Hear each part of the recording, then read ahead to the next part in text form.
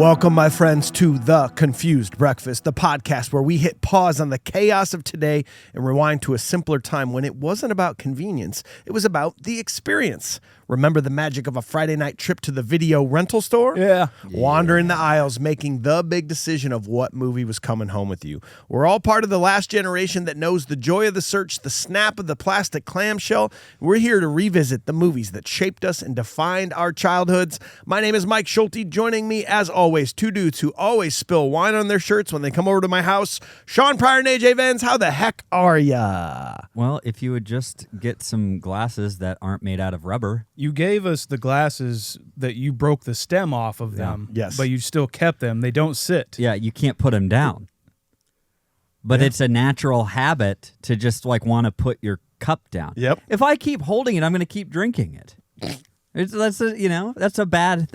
do that. You can't do it. Drinking. I love drinking. I got to keep my hands busy. That's why I'm considering taking up smoking. Of course. Yeah. Well, one thing you could consider taking up is actually joining us on our Patreon. We're making a really big push in 2026 to just make it the coolest place ever, to where you can get bonus content from us. You get to vote on upcoming movies, bonus episodes, and also just, with the just insane popularity of the show, it's hard to keep track of comments and messages sometimes. So really, it's a cool place for you to actually have direct access to us, join the Discord, get into cool conversations. So I really think you should check it out. Yeah. We'll be checking up on that a lot and adding some more stuff in there for you guys to enjoy. So check it out. And it helps us because we pay for office space in a building where everybody poops like nonstop. Yeah. So we're hoping to fund maybe another stall somewhere at some point in the Just building. like a porta potty right outside Something. the office. Yeah. So it's for really us. helping fund us. Yeah. Have our own facilities. Well, boys, on today's episode, Sean has handpicked a movie that took Patrick Swayze from an action star back to a romantic lead. This movie won 2 Oscars, was the highest grossing movie of the year, and the most rented VHS tape of the year. This movie is single-handedly credited with keeping the art form of poetry alive, where, of course, pottery. Yeah. Both. And poetry, yeah.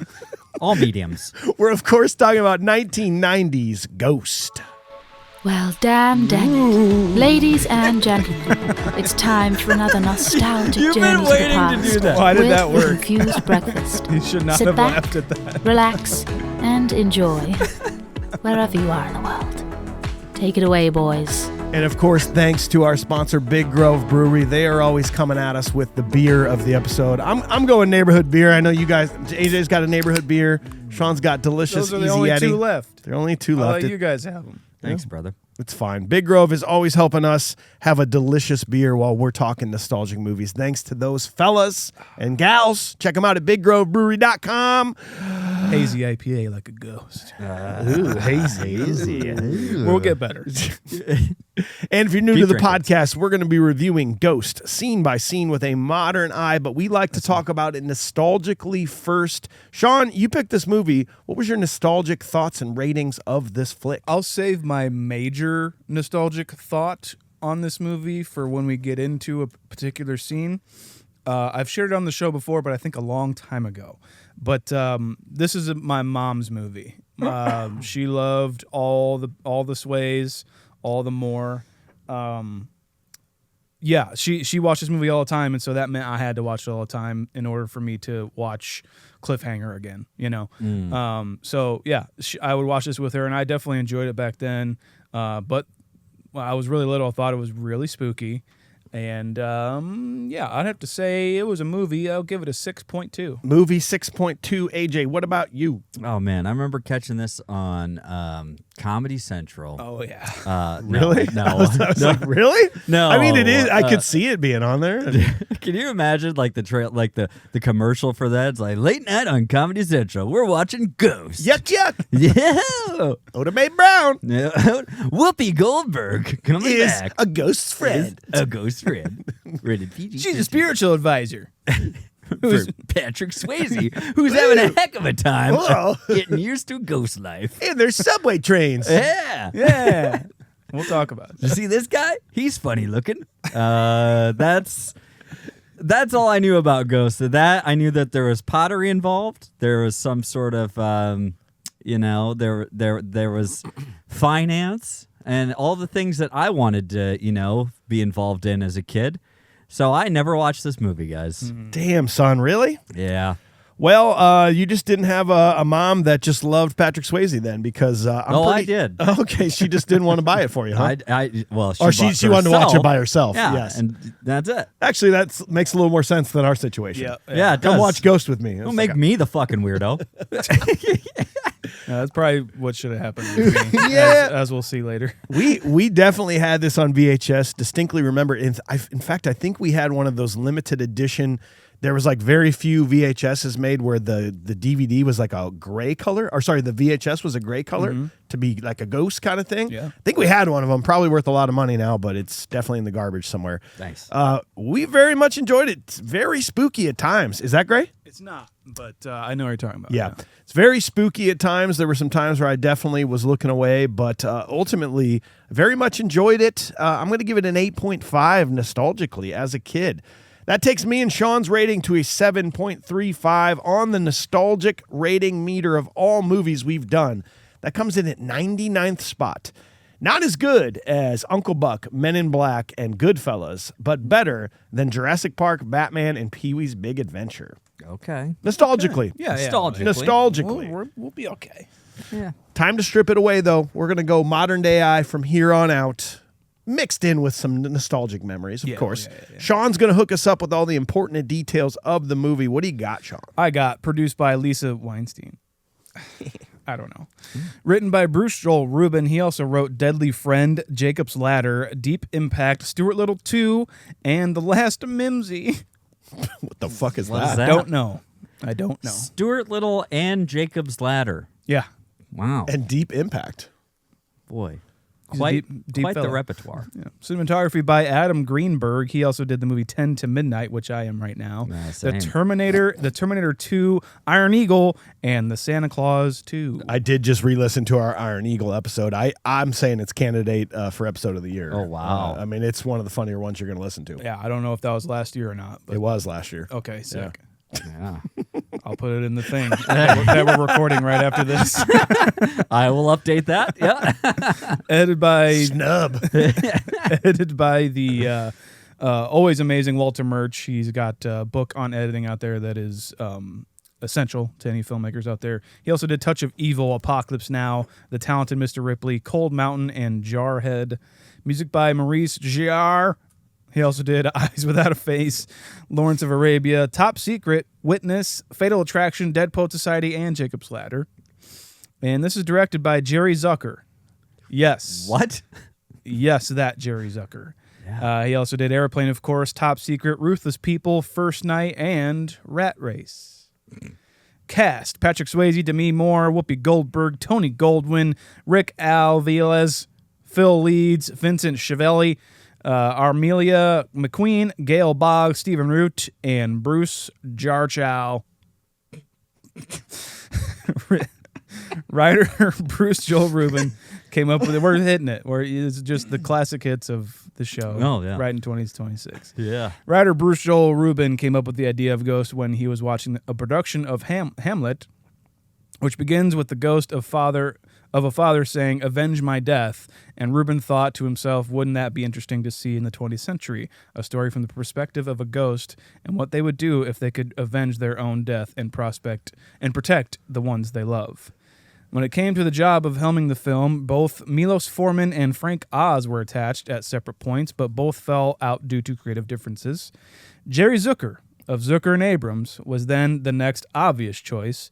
Zucker wanted to do the project only because he was looking for something to make when people thought he was trying to get away from the comedy films he was making. Writer Bruce Joel Rubin was obviously reluctant with Zucker being chosen as director, but after a dinner between the two, Rubin agreed the director was surprisingly deeply philosophical after talking to him. Zucker only had a few changes to the script in mind, which Rubin also agreed with. Yeah, he apparently cried when his agent called and said, "We have a director for you." He cried on the phone because he thought like, oh, Spielberg, Scorsese, like all these people, they're probably so interested in my script. And Jerry Zucker was. They made it. This is dumb. They made it all the way through the phone book to Z, and finally somebody said yes. He's like, Z. He's like, so we got Zemeckis, Zucker. Ugh. The both of them? No, just the one. We got one. Okay. All right. All right. Harrison Ford, Michael J. Fox, Paul Hogan, Tom Hanks, Kevin Bacon, Kevin Kline, Alec Baldwin, Tom Cruise, and Bruce Willis were all considered for the role of Sam Wheat. Yeah, of course. This is 90 to 2000. This is when every popular movie is like, these guys were considered. But Michael J. Fox? Yeah. Oh, man. He's hot, dude. Oh, God. Dang it, I'm dead. I'm dead. I like is Paul heavy. Hogan. I think that's kind of cool. Paul Hogan would have been fun. Be tight, dude. That would have been a strange combo of him and No way, man. Demi Moore with the Potter, thing. With the dick? Yeah. Do I break it? That's a pot. That's not a pot. This is a pot. This is a pot. And he just slams out his hog. His Hogue. Paul Hagen. Oh, no. Writer Bruce Rubin actually Andrew. went behind Zucker's back to get the script to Patrick Swayze because Zucker was reluctant on the actor, but after he auditioned, he gave Swayze the role. The writer also saw an interview with him and Barbara Walters where he was talking about his dad and was crying. And so that kind of gave him the inkling to maybe get him cast. Michelle Pfeiffer, Molly Ringwald, Meg Ryan, Julia Roberts, and Nicole Kidman were all considered for Molly, but Demi Moore would win the role as she was both the writer and director's first choice. Tina Turner, Patti LaBelle, and Oprah Winfrey auditioned for the role of Oda Mae Brown until Patrick Swayze lobbied hard for Whoopi Goldberg to get the role. Yeah. Apparently they were good friends, and he wanted to do it with her. And she was not much of a big name. We'll talk about later. I don't think she had much going on at this point. Yeah. Like Color Purple, maybe? Maybe. Something like that. Ghost primarily shot in and around New York City, with most exterior shots to be handled there and most of the interior shots to be handled on sound stages in L.A. The visual effects of the film had not been implemented to the effect they were until this movie. Any scenes that Sam is interacting with people or things that can't see him or be affected by him, the scenes were simply shot twice, one time without Swayze and one time with Swayze, and the two shots were digitally stitched together in post. Actually, kind of groundbreaking visual effects in this movie, as we'll see. There's three different companies that worked on it, ILM and two others. Ghost was released on July 13th, 1990, and on a budget of $23 million. The film was the highest-grossing movie of the year, taking in a total of $505.7 million. It was nominated for 5 Oscars, including Best Picture, Best Editing, Best Score, Best Directing, and won for Best Original Screenplay for Bruce Joel Rubin and Best Supporting Actress for Whoopi Goldberg. And the film has also turned into a musical, which, according to our producer Logan, is sick. Yeah. And I said 2 Oscars in the intro, so who knows? It won 2. It was nominated for 5. Oh, it won 2. Yeah. See, we were both right. You got it. This is cool, man. Wow, dude. Wow. Well, thanks, Sean. Up next, we got to go to AJ. He does the research for us. Got to know what the critics and the fans have to say about this movie. What do they say? Well, I don't know how you be a critic. I don't know how you focus enough to write a review. You take all your emotions, all your pain, all your love, all your passion, all your rage. You just push it all the way down into the pit of your stomach, and then you let it explode out onto the tomato meter. Gross. That's how I pretty much do it. 74% certified fresh. Wow. Not bad. Of all the movies we've done, it's tied with Tombstone and Snatch. Yeah. Okay. Tombstone Tombstone and Snatch. and Snatched. Yep. 80% popcorn meter. And then 7.1 on IMDb. That is tied with The Mummy and Blade. Of Same the movies movies. we've done, basically. They're the same movie. Actually, kind of a sick triple feature. Just I mean- throwing it out there. Yeah. Come on. All right. Let's see here. Mick LaSalle, the San Francisco Chronicle, called it a wonderful movie, sincere and inspired, with 4 terrific performances and a story that doesn't let up.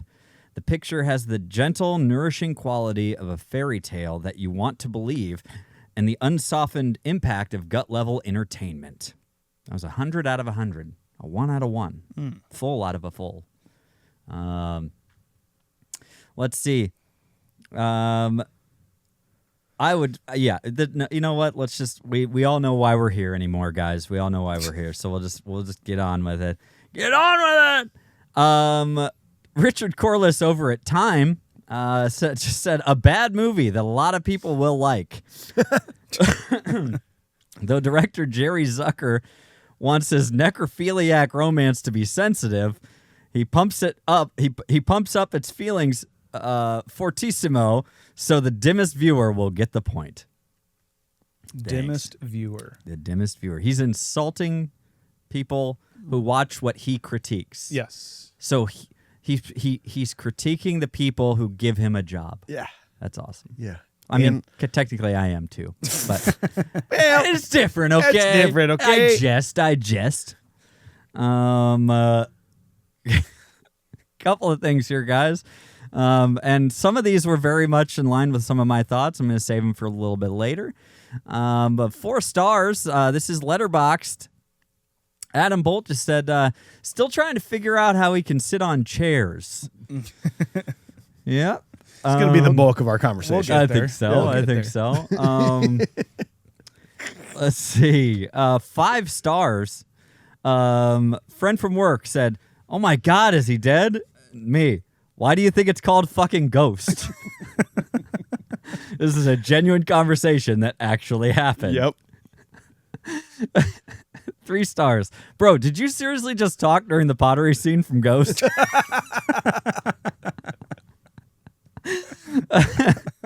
4 stars. I hope Whoopi Goldberg's back is okay after she carried this entire movie.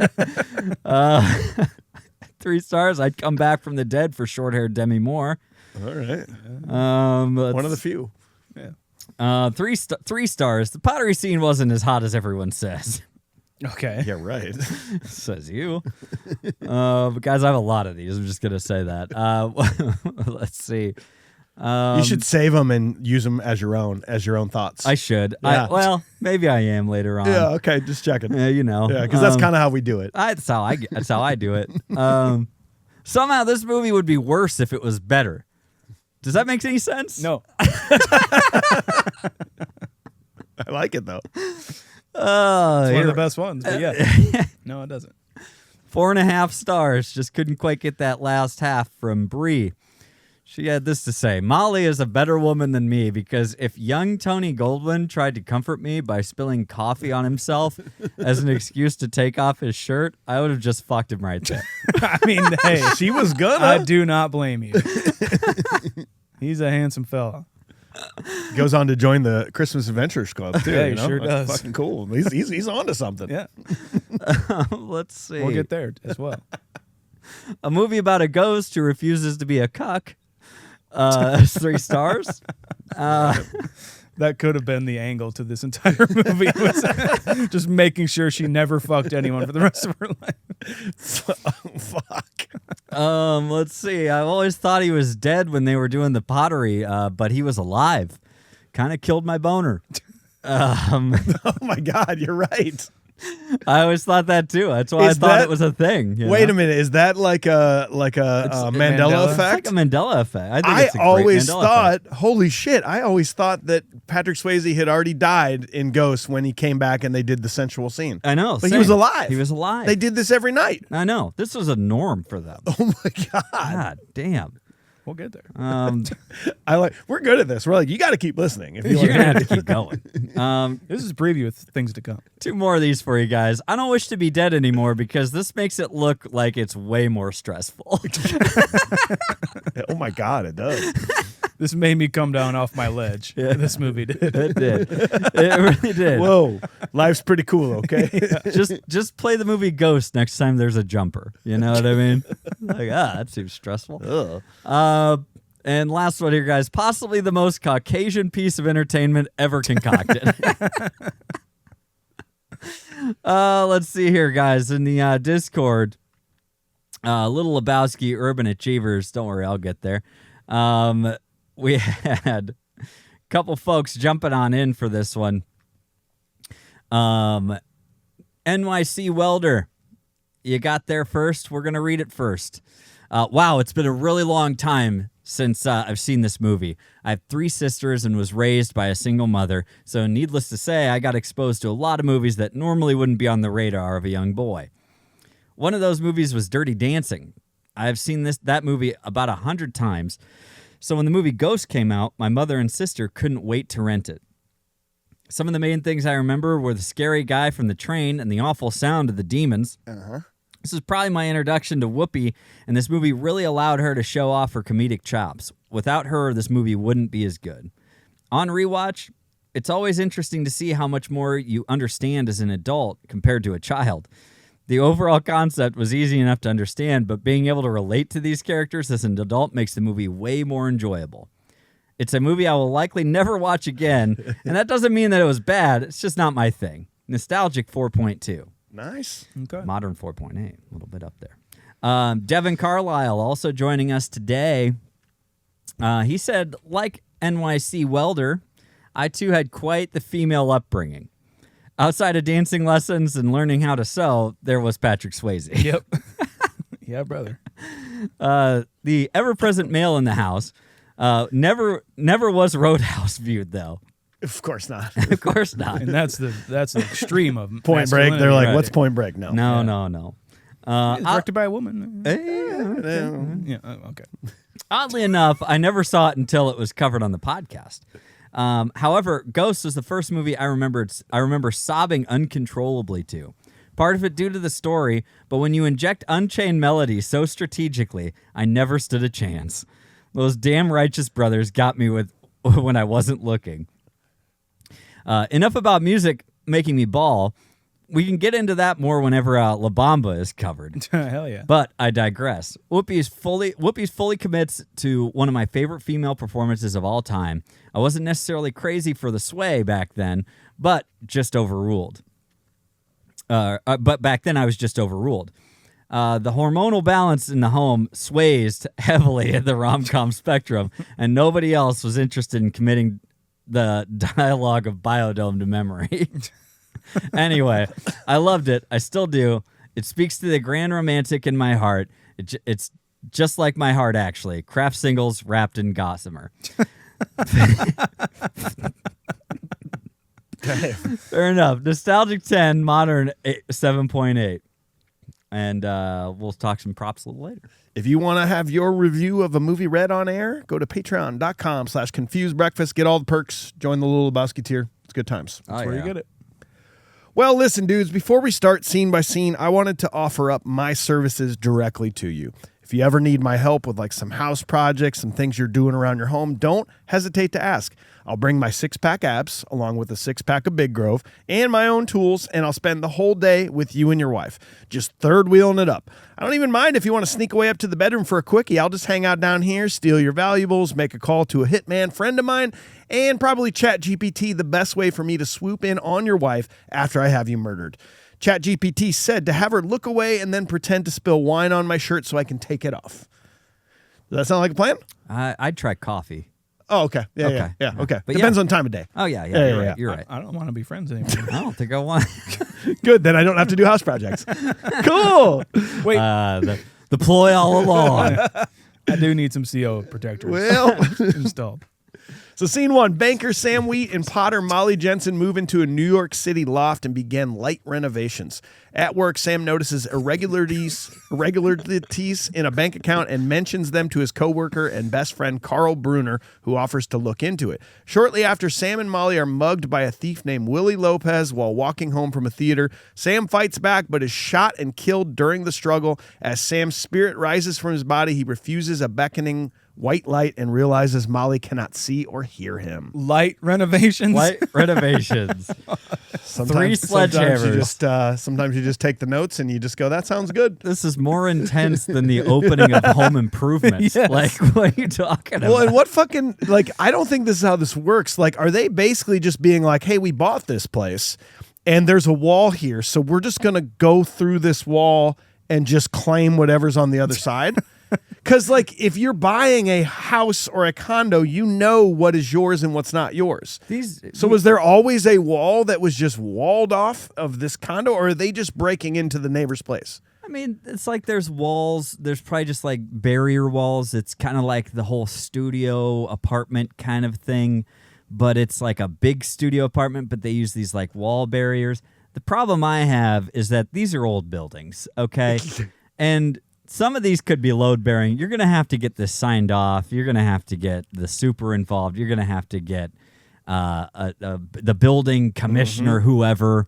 There's a lot more involved. I hope they went through the right channels to get this done because they're just knocking down walls. Well, they obviously bought the apartment from Home Alone 2. There was a shithole. Oh, Same yeah. one. And they just are starting to demolish it. Yeah, I mean, maybe even the wall that they were taking out was like the drywall surrounding the staircase. For Christ's sake, like Right. let's keep it way open. But there should be a way of like, if you buy it, they're acting like they've never seen anything behind this wall, which means there wasn't even a door to it. And it's not like they were opening the place up. They're just like, oh my God, there's like valuable stuff in here. And then What? How did it get in there then? They do the same thing about the ceiling. Yes. That's the first hole we see is the ceiling, and they're like, "Oh wow, look how high up it goes," and he's like, "Yeah, and it's covered in about 80 years of dust." It's just like, why are you doing that? Whose place is that? Is Yeah. that yours? What are you doing? Here's here? the Blumhouse version of this movie. It opens up and it's a jump scare title, like, Ghost, which I do kind of like the music a lot. It does. It feels out of place. It kind of does. Well, the title or the music. The whole Yes. intro's like, what the fuck are we doing here? But it's like they break down a wall and then Demi Moore's like, "Well, what's that?" And they break out a Ouija board and like, wouldn't this be fun? We should do it right Just now. us three friends. That's how a Blumhouse movie starts. Not this one though. No. Starts with just a third wheel, just making sure his shirt's off. Yep. You know, shirt off, mask on. That's how he likes to roll when he's hanging out in this. Yeah, Dusty chest hair. Yeah, dude. Actually, that's my porn name. Dusty Dusty chest. Chester. Noted. Swayze's walk. I have Yes. notes about. Yes. Okay. I'm doing this. Yep. He always walks with like he always walks with like a certain swagger and a sense of urgency, like combined with a nervousness. Yeah. It's like a manic nature to him. It's Yeah. like if Timothy Oliphant had a manic walk. Right. That's how Swayze walks. And like Okay. this is just the man himself. Yeah, this is Not just how his- he walks.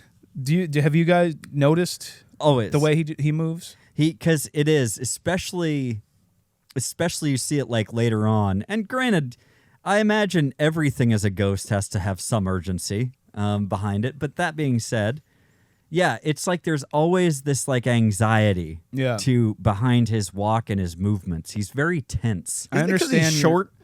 I understand you're in New York and like Is that a thing you do? I have short legs, so I move kind of fast. My legs look like they're going really fast, and I'm not really getting anywhere. like we're walking at a normal pace. You're exhausted. I had a dog who did that. Wait. Guys. But I like Tony Goldwyn in this too. I think this is like I wish that he was on like the poster. Yeah. I know like Well, I think it was one of his first major this was his things. first movie. Yeah. his first film role, and he wanted to break in because back then it wasn't like it is now, where like movies and TV shows are like seamless. You know, they just kind of go one in hand. But back then, if you were in TV, it was hard to break into films if you wanted to. Yeah. So he was struggling, and his wife was the production designer on this film, and so she got him the audition, and that's how he got in this movie. He was also kind of a little bit of a nepo baby. Goldwyn is the MGM; he's the G, and his grandpa was the G.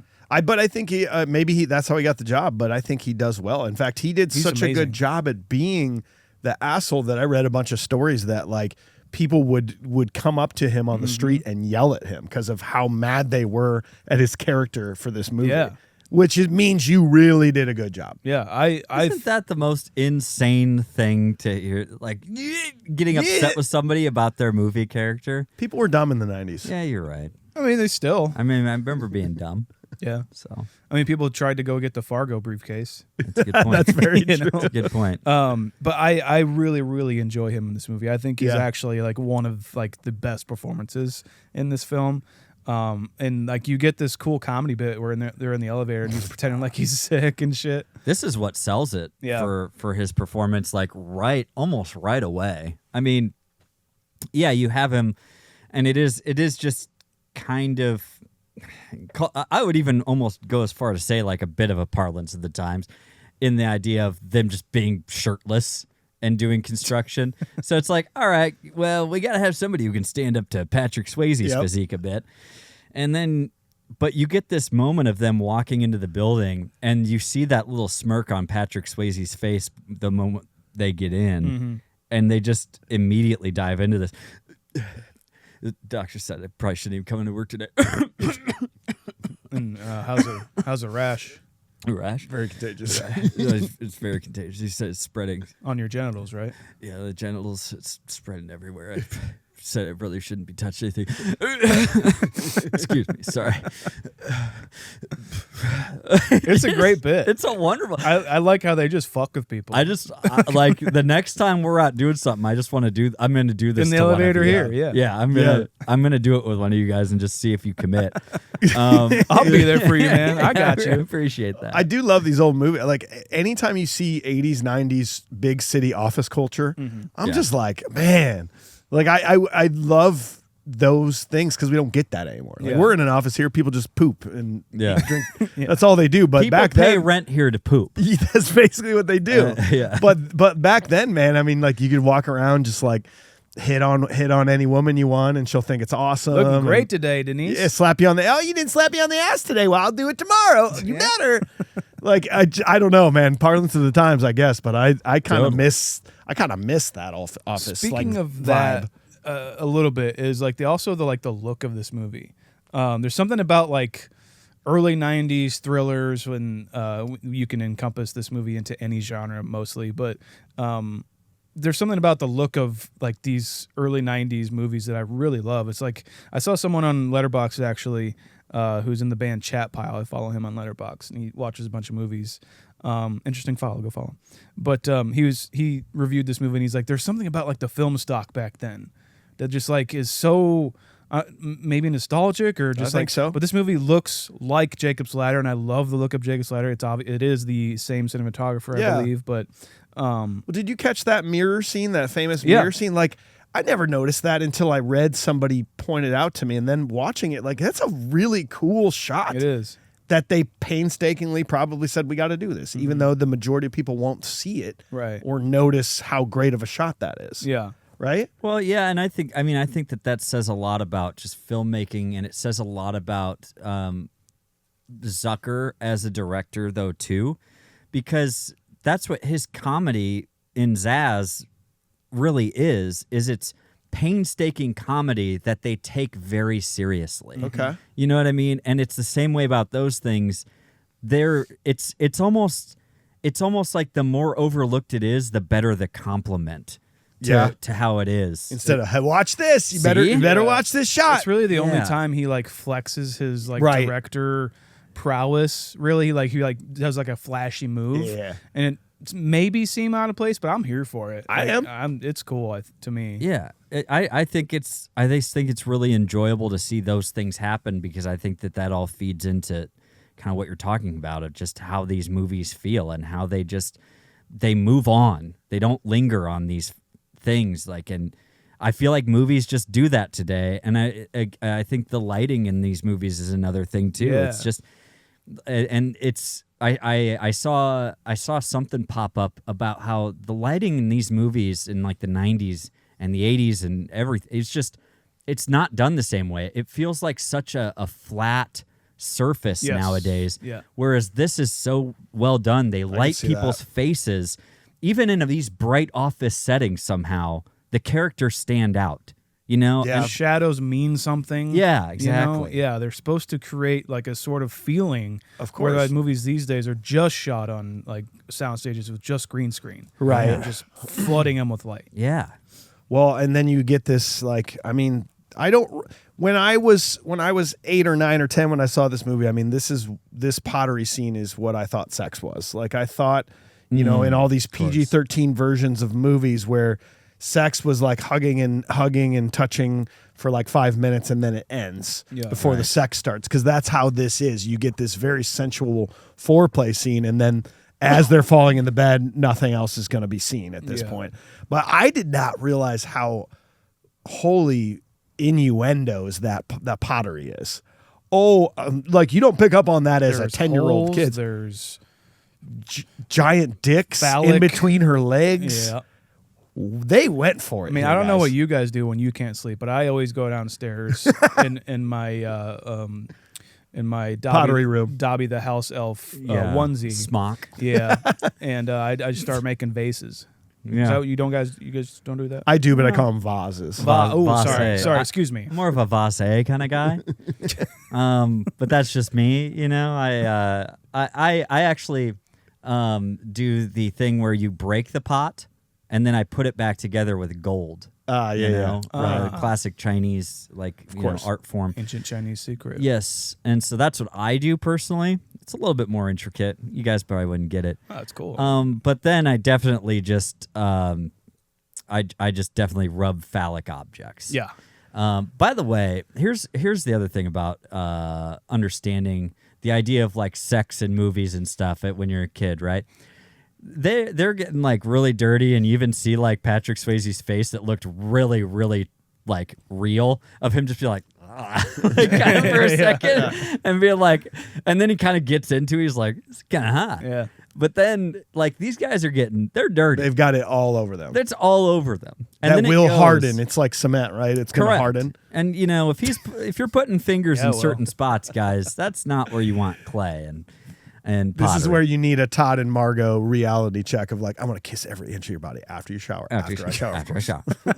That's what would happen here. It's like, no, just we know we're going to do it, but can you just go do that first? And so that's the magic of movies, guys, because then it cuts and they're all cleaned up. They're all clean. Spick and span. They are spick and span, just ready to go at it. There's not that they didn't show all the awkward time in between. It's like, oh, hey, okay, I gotta put a bag over this. Hang on. You don't understand. Once this dries, like you go start the shower then, okay, and then and then it's like, then you're like standing in the shower for like an awkward 18 minutes. You're just like, fuck, are we still gonna do anything? And then you're just like, and then finally, so I'm gonna get out because I'm getting kind of pruny. And then it's just this. And then you fall asleep while you're waiting for her, and right? Yeah. And then, but somehow, movie magic, guys. A good hour went by in that cut. I'm saying. Okay, you're right. When the last dick phallus to them laying on the bed, there's a 30-minute slice of like just getting ready for this. Just trying to get ready for that. Zucker didn't want them to be like all muddy and shit when they were like very sensually touching and all that. But and then like in the original script too, they were supposed to like transition into like a sex scene in the bedroom, and Zucker's like, "This is hot enough. We do not need to see them have sex. We know what's going to happen." In a movie of a lot of iconic moments, I mean, this still holds up. This is still what I think about for the majority of this movie. This is the one. I love the kind of idea too that Zucker made a career up until this point spoofing other movies, and then he would make a movie where this scene would get spoofed over and over and over again. I love that. It's pretty awesome. That's a pretty amazing point, actually. And again, to bring it back around too, final note on this.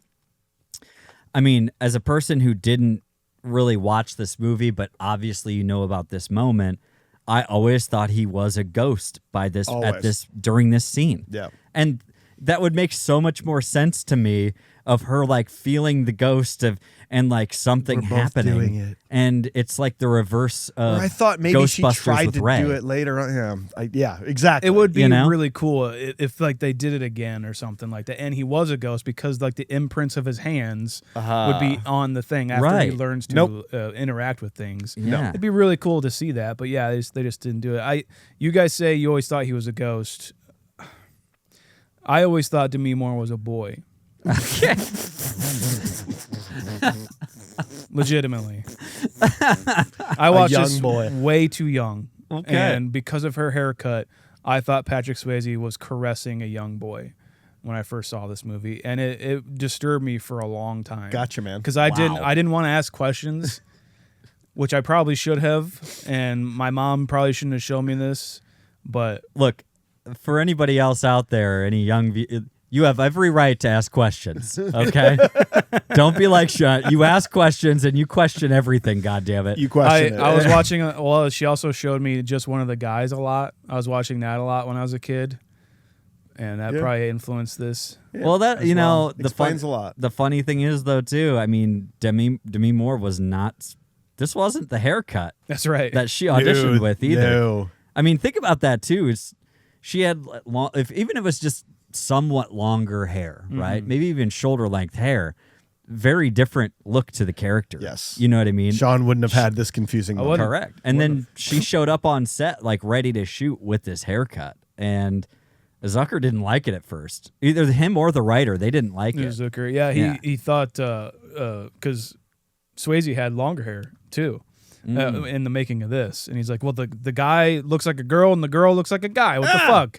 And then he was like, yeah, I just kind of went with it. Yep, and it's fine. Comedy. It's fine. Oh, it is funny. But you do get the trope that I'm slowly realizing is a trope in this era of movies is the walking down the street of a big city after a giant event gets over and there's no one around. Why did they take this route? It looks like they live in a really nice place. So, like, I mean, I'm assuming wherever they're going's like a thoroughfare of people will probably be walking on. They walk down the same alleyway that Batman's parents Same did. thing. Yeah. You know, it's just the same. And they're not even trying to get a thing. cab. They're just No. like, we're just going to walk. Yeah. We'll walk. It's only a few city blocks away. Yeah. Whatever.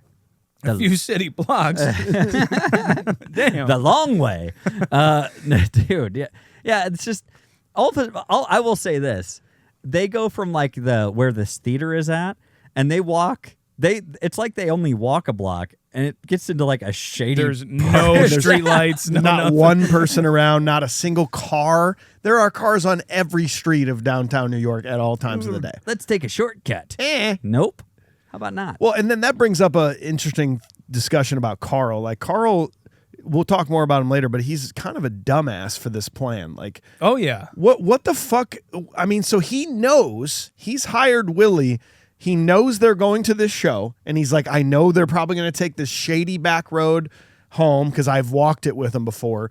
Go mug them and steal something, as opposed to like he could have they could have broken into his apartment while they were gone. He could have.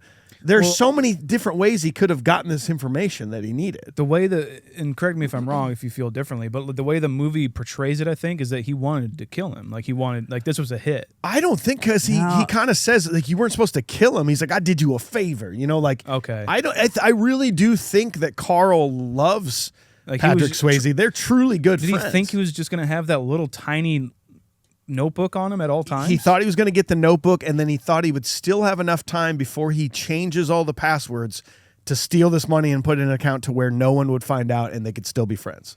I think that was his plan. That's what I gather from it too. Because it's just dumb.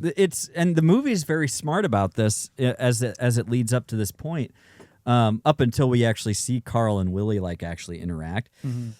But it's pretty smart about it because Carl comes in, he's like, well, what's going on? And, well, there's money in these accounts, way too much money in these accounts. Oh, weird. Change the MAC code or whatever. And then he comes back around and he says, well, hey, what are you guys doing tonight? Just trying to figure out how he can get this and when to do it. And it's very smart up to that point. And I agree with you, Mike. I think he just wanted the wallet stolen. I think that's all he wanted. He's like, you were just supposed to steal his wallet. Yeah. And Willie even says that, give me your wallet. He doesn't care about anything else. And to that point, too, of the lead up to this, I want to hear your opinion on when, we do find out that Carl is involved. I want to hear if you were surprised or not when we get there. But his performance up until this point is, it really doesn't really give anything away. No, not at all. But he does play it to that line, though. Where once you watch it again and you see him make a few facial movements. Yeah. Really good stuff by Tony Goldwyn here, man. Yeah. And this fake out still got me, guys. I haven't seen this movie in maybe 15, 20 years when he goes running after Willie after the gunshot. Man, they're putting us in the shoes of him as the character. We're like, oh, cool, he made it. I thought maybe he'd turn around and be like, oh, no, I've been shot. But no, he's already dead on the ground. He's now having to realize, come to terms with what's happened. This is it's a pretty cool premise, and a pretty good way to draw it out and show us what's happening. I think visually it's amazing. Yeah. I hadn't seen this in forever, and I watched this and I got tripped up. Totally. Again. Like I was like, oh fuck. Yeah. I got tripped up by Willie at the end too. I was like, Willie made it through this. What'd you think, AJ? I hit rewind several times. Like about any time somebody actually died, that I was usually hitting rewind to be like, wait. Did they? The Patrick Swayze one was first and foremost, obviously. And I was like, wait, I didn't see the thing happen. Yeah. Or because I thought the same thing as you. It's like the adrenaline was pumping, and then he turns around, he's like, oh God, I got shot. Didn't happen.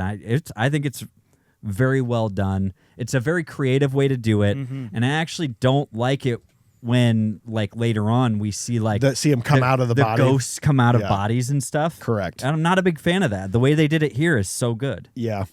Well, scene 2, trapped as a ghost, Sam watches Molly spiral into grief while staying close to their apartment. Carl visits Molly often, positioning himself as her emotional support, while Willie secretly returns to the apartment looking for Sam's wallet, which contains sensitive banking information. Sam scares Willie away by manipulating their cat, but realizes he cannot directly protect Molly. Following Willie to Brooklyn, Sam learns his name and location, but remains powerless to intervene physically. This is another really good little example of Carl trying to find the information that he wants. He actually, when they're at the table, he actually comes across the little book. Got it in his hand. And he's Why didn't got he it just right take there, it? And then Molly grabs it from him and then throws it in that shoebox with the other stuff. And he tries to walk out with that shoebox on top. And he's like, oh, sorry, I didn't even realize it was on there. I put it on there. My bad. Whatever. He's just kind of a dumbass because he did try to secretly get away with it, but why couldn't he have just been like, hey, listen, I'll bring this back to you, but there might be some contacts I got to pull out of here. There's some people at work I'm really going to need to update on the situation. Hey, this is actually really important. I'm going to have to take it. It's true. Yeah. She would have said, Yeah. Like Yeah, she wouldn't have thought twice about it.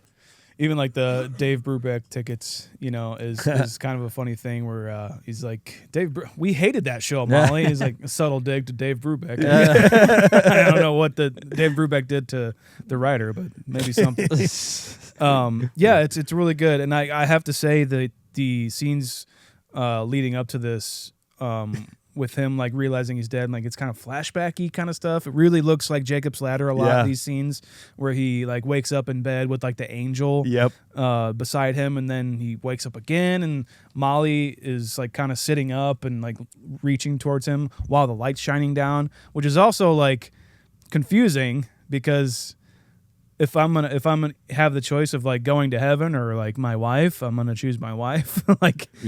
So if you wanted to like make sure I went to the light, make sure it's like there's no other option. Yeah, maybe show my work, like I show my delivery van in heaven. You're like, well, I'm going to heaven, I guess. Shoot, tough choice, I got to make money for the family. It is. It's misleading stuff. And I like the old man that shows him the ropes too. In the hospital is like, that guy's dead, and he's waiting for his wife. She's hanging on.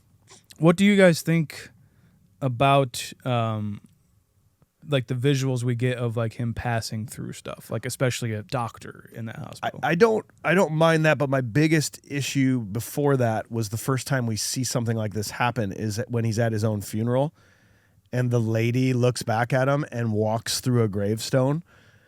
There's absolutely 0 point for her to have walked through that gravestone. It's just them showing off the ability to be like, wow, that's a ghost. And look, they can go through things. But I found that extremely disarming of just like, why the fuck did she walk through that? Yeah. She didn't have to walk through it. But the effect of him trying to get out the door.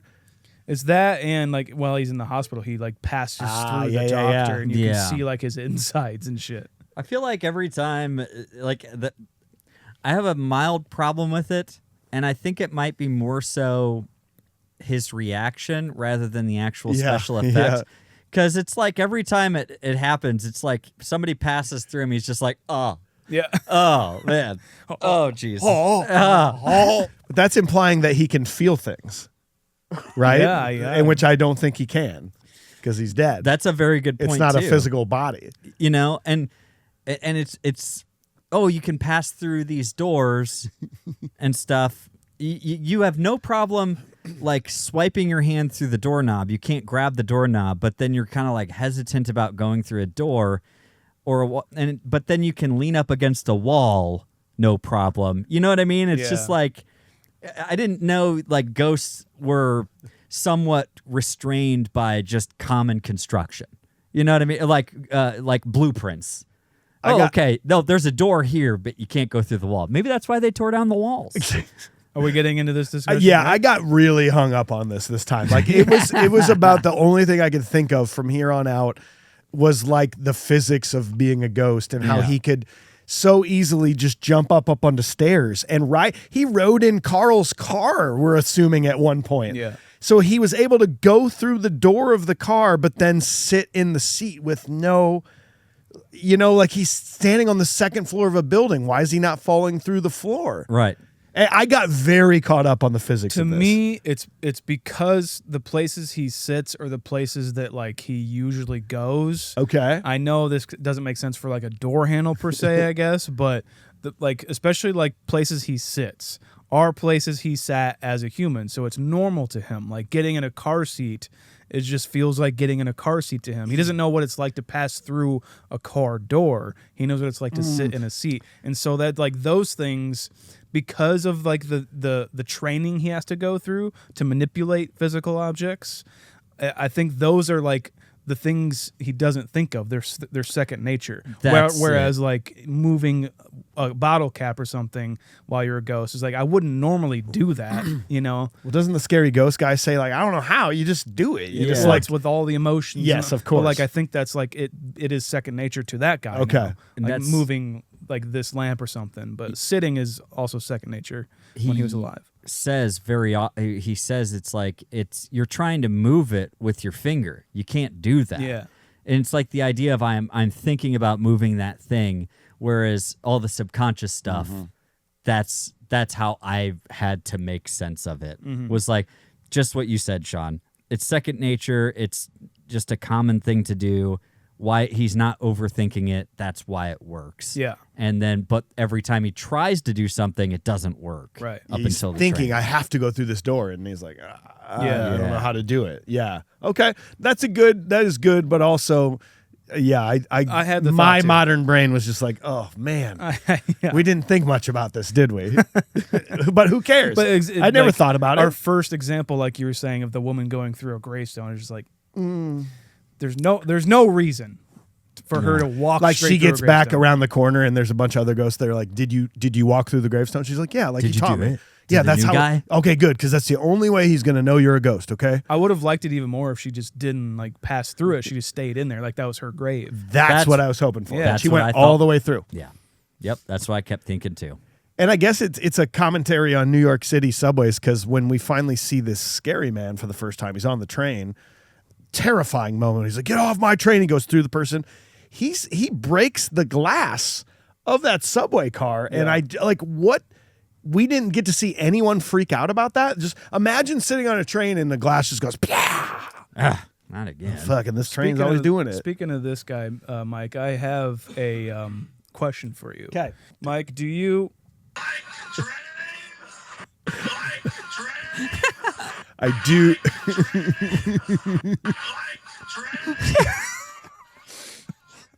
I very much thought that exact same thing when he goes, do you like trains? I was like, yeah. Uh-huh. And what a weird comment to ask. So is that implying that he really likes trains and he doesn't want anyone else to be on his train? Is that why he's on the trains? No. Do you like trains? Maybe he's just excited somebody else came down to the trains with him. You want to play trains with me, Twains? Do you want to go in Like Twains? do you want to go in my room and play with my twains? If it wasn't for him being so freaky, I would have been like, dude, I'm hanging out with this guy. I spent a half hour editing that on my phone, like trains. trying to get it right.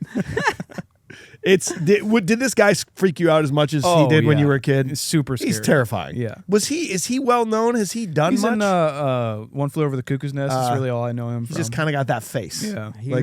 He was also like a doctor guy, like killer doctor guy in one of the James Bond movies, the Pierce Brosnan, like one of the Pierce Brosnan movies. He's done so many character He's Wish.com Emmett Brown, Christopher Lloyd, sort of. Like, he's like a weird alternate universe version Tim of him. Burton's Emmett Brown. Wow. Yeah. There you go. Wow. There it is. Yeah, he really is, man. Because Willie comes to the apartment and fails on Willie that. comes. Yeah, he does. Did you catch right before that when he's trying to get her to leave? And she goes, "What? I can't do it." She really does say that to him. Wait, really? Yeah, she goes. He's like, "Come on, you got to leave the house. You got to leave the house." She's like, "I can't do it." What? I can't do it. It was really good. That's funny. It was originally in the script. Sam was going to be sticking by Molly most of the movie. Yeah. And it was Zucker's idea, actually, to have Sam follow the killer when he broke in so he could interact with, like, the city and see him go different places.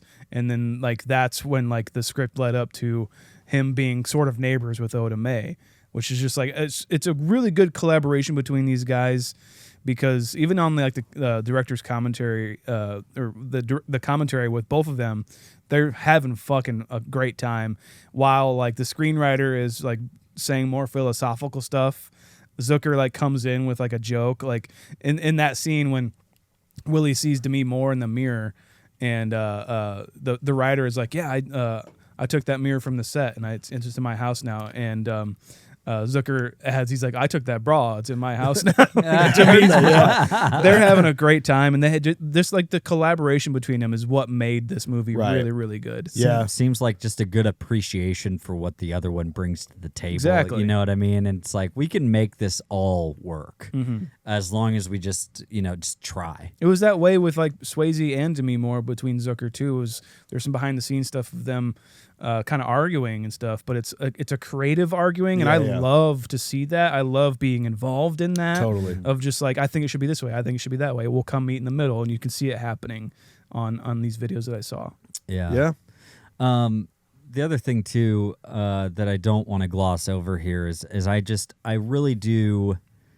I really feel conscious now about the things that I wear on a regular basis, because if you die, you wear this outfit. And it's like, if movies have taught me anything, I don't want to be like, I don't want to be stuck in, like, crummy basketball shorts or something with, like, a shirt that doesn't fit or just me really anymore. like wearing Crocs or something like that. No, I only wear these like once a week in my house. Like, yeah, exactly. Just go out to check the mail in them. That's it. You're wearing a hat that you don't normally wear. Like, what if you died in a fedora, guys? Yeah, that's very true. There's hours and hours of me online talking shit about fedoras. And part of purgatory is that you could easily throw that away, and, like, it will just come back. It just on your comes head. back. It just flies back around the corner and lands on your head. Exactly, man. I'm just saying, like, God forbid it's just like an uncomfortable pair of shoes, because apparently you do still feel some things. I'm just saying, man. I'm very conscious now about how I dress, what I'm going to wear places, especially dangerous places. Good You call. look great today. Thanks, man. So Appreciate if anything that. happens, You have to haunt this building and all the people that poop all day Oh, long. man. It's probably where I would hang out. It's a good spot. Just to interact with as many people as possible. Turn on the water for them. Make sure they wash their hands as a reminder.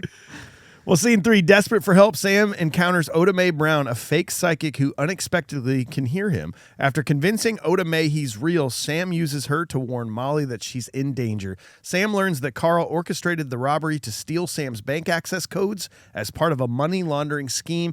The attack went wrong, resulting in Sam's death. To stop Carl, Sam learns how to move objects from an aggressive subway ghost. Consuelo, Maria. Yes, Maria. Okay. I love that shit. Yeah. Let's talk about it. Whoopi, man, so she had done a few things before this, Color Purple. Yeah. Then not much else. I mean, this is the movie that really catapulted her into stardom. Sister Act comes out 2 years after this, which is where she's about ready to ride that wave. I don't think this movie is what it is without her Definitely being not. in this movie. This wasn't like you said earlier, Sean, this wasn't the idea for this role, and I don't know how you could have had this role be somehow, like, almost more serious. Yeah. Or, I don't know how else it could have been really done other than having Whoopi Goldberg play this person, this crossing over person, you know, who does the whole what do they call that? Just a psychic or a Well, medium. the medium Yeah. thing, but it's a technique that they use of Readings. I'm kind of getting the letter Yes. M. Somebody in your life No?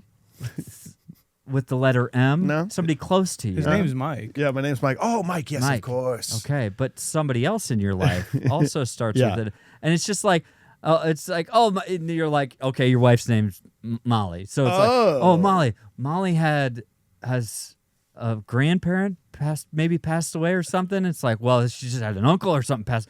Yeah. Then it's just like You it's this believe what you wanna feeding- believe. Yeah, and it's just this how they string you along, and that's how they really kind of get into your brain about shit. She's just doing that, but she's not even very good at it. Yeah. Well, she said she comes from a long line of people that could do it. could do it. and She which is a couldn't. great character to have in this movie because she's reluctant to do that. She's just trying to make a paycheck Yeah. and get on with her life. And she used to do all these scams, as we find out later. And Mm-hmm. then, like when we see like Sam Wheat, that like when she starts to actually hear him, it's such a great way for our main character to find out that someone can hear him and for him to try and figure this out and to inject a lot of comedy Lot. from Whoopi in this. And man, I don't know what the fuck happened to her these days, but she used to be so fucking good, man. She is awesome in this movie. The encounter she has with the guy when they're yelling up at the thing and the guy's working up there, he's like, I'm not going to stay down here all day. Thank God. Thank God. Shut up. Shut up.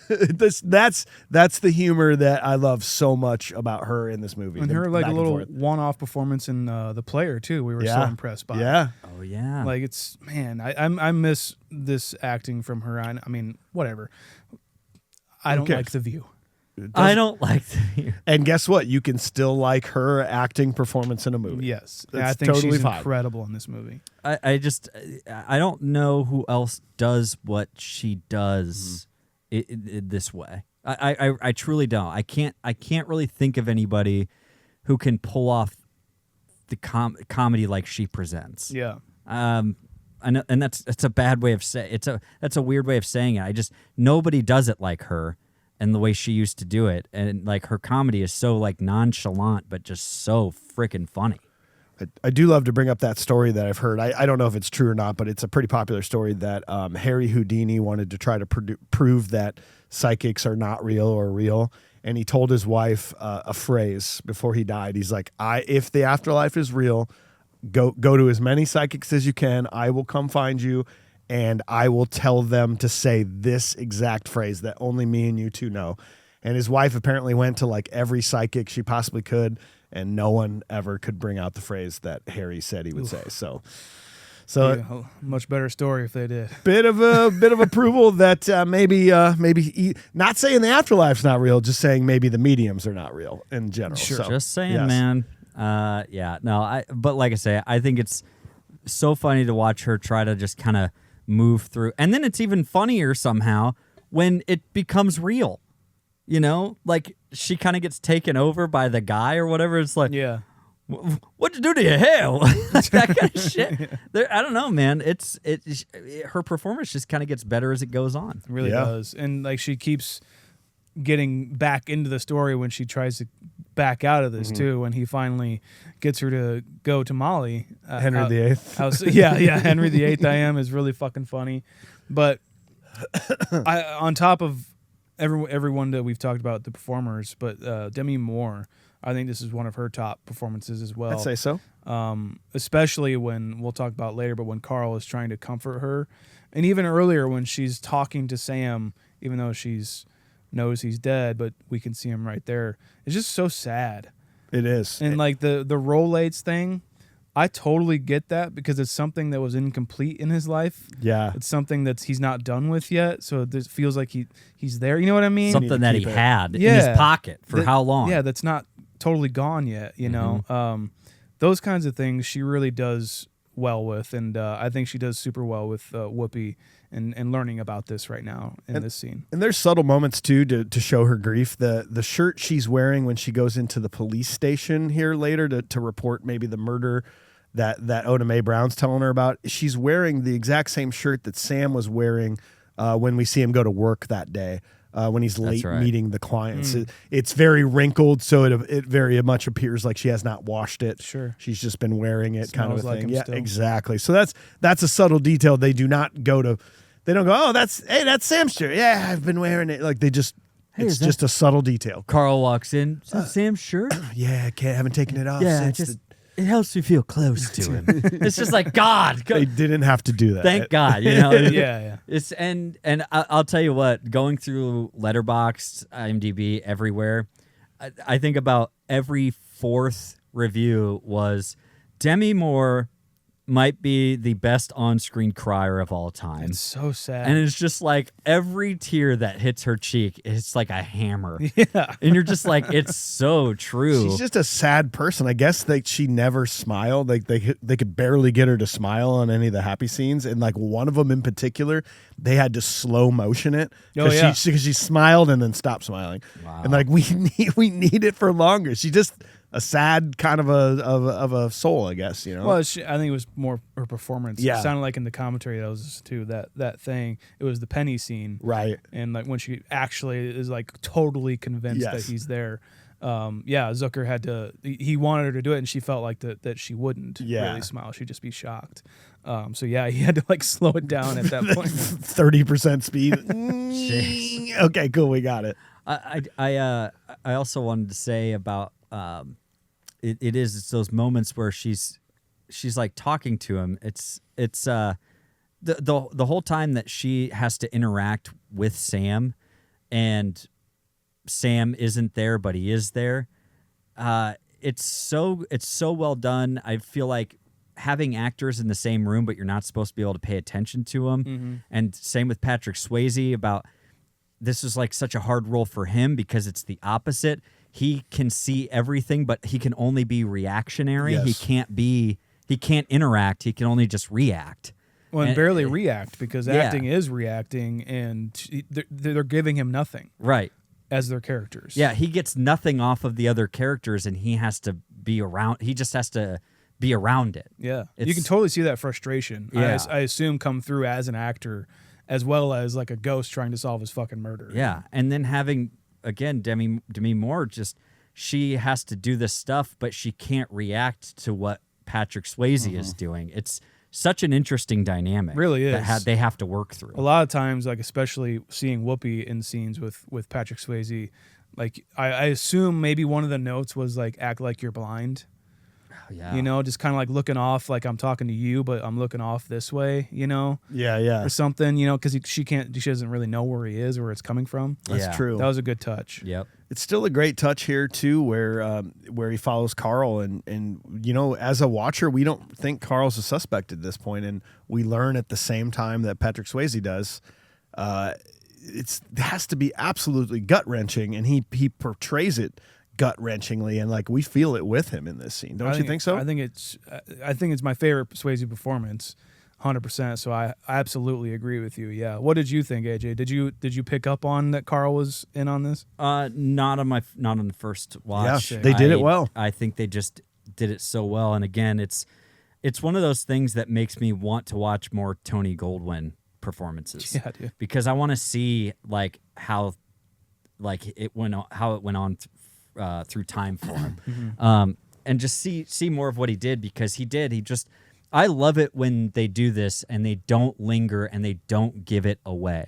It's such an easy thing and to or breadcrumb for movies to do is just give the slight lingering shot of the ominous look, and they never gave us that breadcrumb, and I just appreciate it so much. And what was it that he is Carl, did Carl say he's going to go check this out? Is that why he follows him? Yeah, I'm going to go inspect it. He's like, and he goes with like, Carl being like, yeah, Carl's going to figure this out for me. Yeah. Nope. And he gets there and realizes that they're in it, and you do, like, first time watching this, you kind of just fall apart with him a little bit, because they just seem like such genuine friends. They do. And I do believe that they are, but it just went completely wrong because Carl's an idiot. in this scene where he finally stops or like gets out of Willie's apartment and is heading home, and Swayze is behind him, and he starts like punching at him, and he's obviously going through him. Obviously, they shot that separate, so there was nobody there on Swayze's shot, and apparently this is from his memoir, where he said they were shooting that scene. There was like a crowd of people watching, and they're like kind of making fun of him, right? Or making like kind of snickering and laughing. And after a take, he just yelled at him. He's like, "Shut the fuck up!" He's like, "You don't know how hard this is." You know, he kind of went on a rant. Damn. And then he did it again, and with that emotion, with maybe that passion and that emotion, and they got it. And then after they yelled cut, the crowd like started cheering. Fuck. Really cool story. That's badass. That's great. It's like it just fed into the emotions he should be feeling. Yeah. Right then and there in that scene, because like that, like I had a life, like I had all this stuff, and it was taken away over $80,000. Yeah, because of a mistake that this psycho that you hired to do it. Like you said, to get his wallet, you end up killing him. I did you a favor. It's like you killed his best friend. Yeah. Like you killed but he has to keep moving forward now. Yeah. Like now you're really in because it. now he's going to die if he does not figure out how to transfer all this money. So it's like it's a terrible situation. I mean, you could humanize him a little bit. Like I really don't think he wanted this outcome on anything. I don't think it means he was a terrible person sent to hell kind of a thing. I feel that at the end. Yeah. Because he does look at himself when he's dead, and he's like, and then he sees Patrick or Sam at that point. He's like, "Oh my God, my friend!" Like he has that look. I don't know, man. He's really good. Sam is kind of heartbroken that he's getting that sentenced. He died. Honestly, I like again. I don't know. I don't think Sam was meaning for either of those guys to necessarily die. Right? I mean, just scare them off enough to the point of. So it's kind of the same thing. But on the contrary, he's trying to fuck Sam's fiance. Well, yeah, but you know, like and she I could just kill that motherfucker. And to be honest, like she's gonna go for this. If he doesn't knock over that frame, I think she's gonna go a little further. I mean, who knows? They go in for it. And she's kissing him back. Extremely vulnerable. Yes. Yeah. Yes. Not a cool move on his part, but all. I think she's gonna go for it. I really do. Maybe. I mean, I want to feel something at least. I don't blame her. Yeah. And the last part of this scene is obviously when he's learning. He goes back to the subway, and it still creeped me out this time around because that guy, like, something's weird about him. How he sort of turns a corner at the end there. I want to know more about this character. I got to know so much more, and they really do. It's almost like he forgets why he's there and what he's doing there because he's been there for so long that he sort of snaps on him and. Go away, leave me alone, and like runs away, and he's saying weird things too. I actually found something. Go ahead, Sean, because I found something on him. Okay, that kind of speaks a little bit to it from I think it was like a Reddit post. But you go ahead. Okay, well, yeah, I watched a commentary because I'm like maybe they expand a little bit more on it of just like what they were feeling when they wrote the character. But it is sort of indicative of like I watch a lot of ghost shit and a lot of this whatever. But sometimes ghosts. Quote unquote act in a way that they're like confused, right? And like maybe living a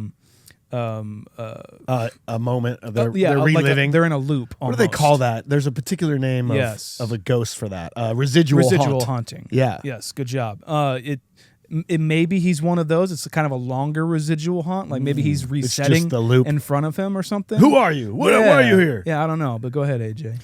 Well. Whether or not this answers all the questions, a lot of it was like, well, a lot of the questions was like, who is he and why did he die? Why is he stuck on this train? Yeah. Why is he stuck down here? Why doesn't Sam tell him to go to Oda May?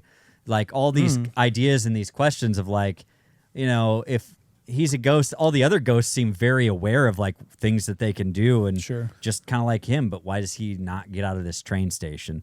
And so this one said, that the subway ghost is largely negative emotional energy. This is likely why he is able to manifest poltergeist activity. Sam was driven by love, so with pure intentions, he was able to convince Oda May to possess her.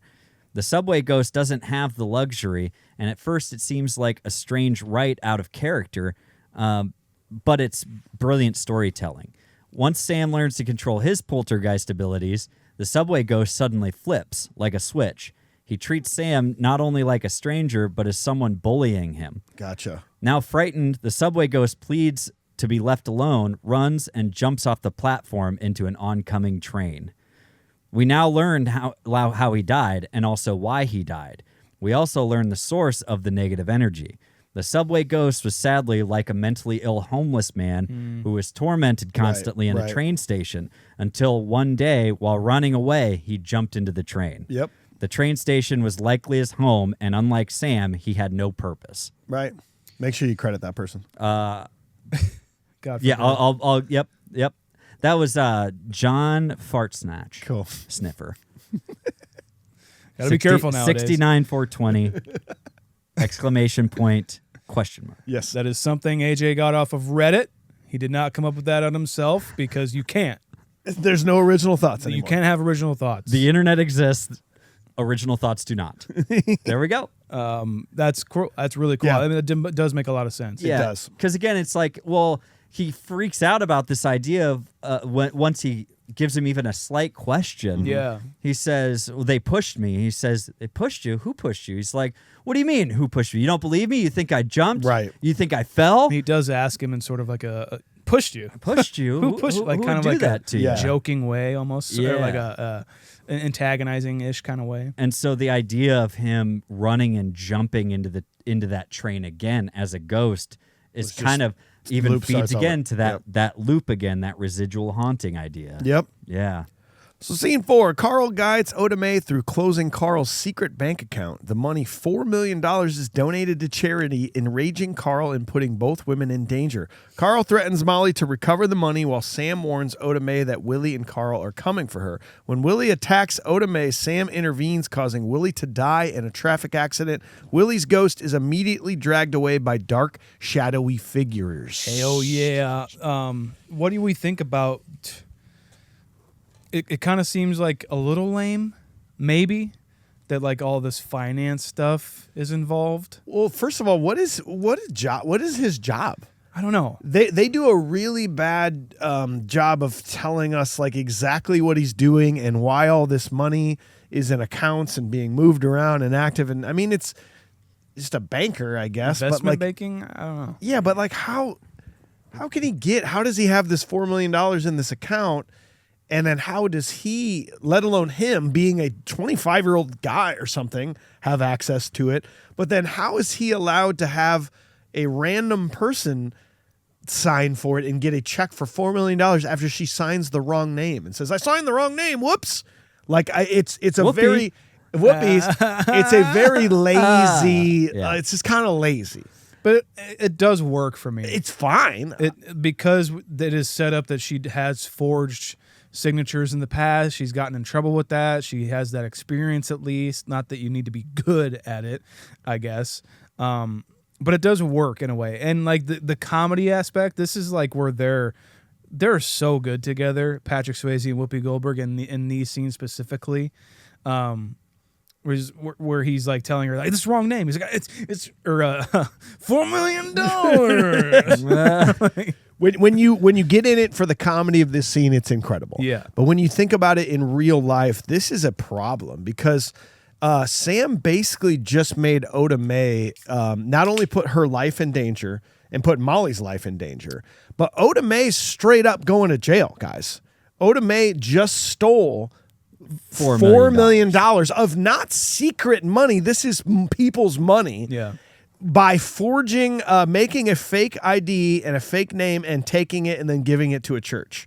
She's fucked after this. Yeah. And Sam doesn't give a shit about that. He could have literally just let him have the money, Carl, have the money, do the thing you're going to do, and then get them to report it afterwards to investigate it and send Carl to jail. Instead, both of these women are in jeopardy now because of this stunt. True. I mean, like also...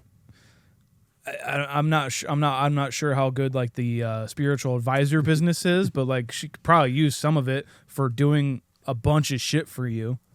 Could she have some of it?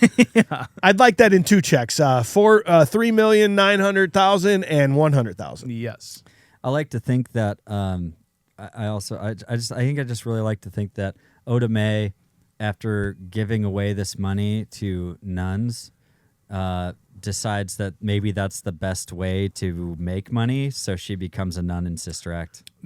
I was gonna go for it, I had and the I'm same saving note. it for Sister Act. We can go way deep on I this. love it. We're I gonna. can't wait. Next week, Sister Act coming at you. Sister Act 2. Sister Act. Siskel and Ebert.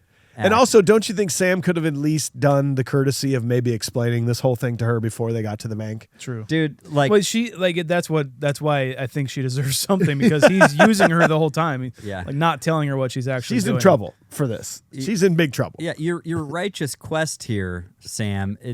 Again, this is not the way to go about it. It's just simply not. It's like, I got an idea. We're gonna steal all the money and like just upset everybody And in this just whole give ring. it to nuns on the sidewalk? Yeah, and then At you least give it to something you're passionate about. Yeah. I don't like, Yeah. oh no, see, I was raised in this church by these nuns. We got to get the Yeah, money for 'em. exactly. Let's just give it to them. no, give it to Pottery Barn because you know your wife and Like what if those nuns are corrupt? yeah. What if they're not actually nuns? They're just ringing the bell for like the Salvation Army, but they pocket it. You This know? is the era of maybe the priests behind those nuns might not have been great. Yeah, Not see. too Everyone, great. I mean, it's New York City. Cons going on anywhere. Oda May, you have experience of being a con woman. You should know about these things. Can we talk, what about the guy though that kind of signs all this over, and he kind of talks about him like he's just He's a social moron. social moron, can't even remember anything, like he still doesn't remember my name to this day, even though they've been around each other Right. so much. And the idea of just like it just speaks to like incompetence that just lives in this corporate world of just how people just exist and they just go Accurate. through motions, and they're just like, I mean, I just did what I thought I was supposed to do. Supposed to sign this check I over. just did. I didn't do shit today. Yeah. This is the only thing that came across my desk. Yeah. I do like Thank that. God that happened, because otherwise I had nothing to do. I couldn't sign my check. He doesn't even have a closed door office, so he's not a big deal. In fact, when Oda Mae's like, I'd like to talk to this man, they're looking at it. They're like 10 feet away. He's like, I don't know who that is. And just sits back down. Very socially awkward. Yeah. And what bank is just going to give away $4 million And not report it. and not like just Not even take some sort of form from you that you have to sign this stuff. And just in a cashier's check? You're just like, yep, there's a $4 million check. let's see, you gave away a $4 million check today. Yeah, it was a weird thing. She like signed for it and signed a completely different name. And it was like, oops, I signed the wrong name. So I got her a new form. And yeah, it was Don't all worry. pretty legit. yeah. Don't worry, I shredded the old form that All she good. messed up, so that way nobody could make any mistakes. It's the 90s. Shredders are big Yeah, that's Yeah. right. Yeah, New York City shredders. Yeah. Hey. I'm saying. in a couple ways. I'm man. just we saying. are good Hey, at this. If Ghost and Ninja Turtles is in the same universe, so is the Ghostbusters. Obviously. And Okay. Sister Act. And Sister And Family Act. Matters and Die Hard. Duh. They're all in the same universe. They are. Okay. Everything relates. So I'm just saying. But yeah, no bank is giving this away. But do you know what $4 million is about worth in 1990? Probably like 2.5 times, maybe. Are we talking like 10 mil? Or sorry, that's not even. I'm thinking 15. It's almost 10 mil. Okay. 9.9 is what they say. I was correct, Basically 10 million. But I was also wrong in my 2.5 times. Correct. Or was I correct? No, that's about right. That's good. Fuck you, motherfucker. You're okay at it, Mike. But no. Well, the $10 $80,000 million. They just gave away $10 million in a cashier's check, and that's it. the Whatever. $80,000 profit that Carl was going to make is about $200K.